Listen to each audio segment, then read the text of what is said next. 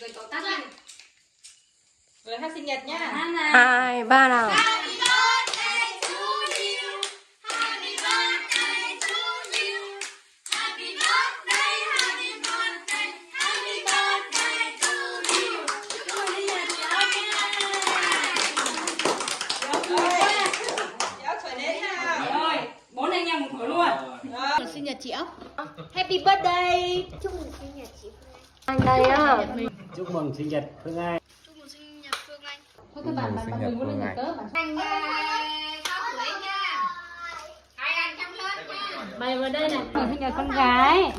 Chúc mừng sinh nhật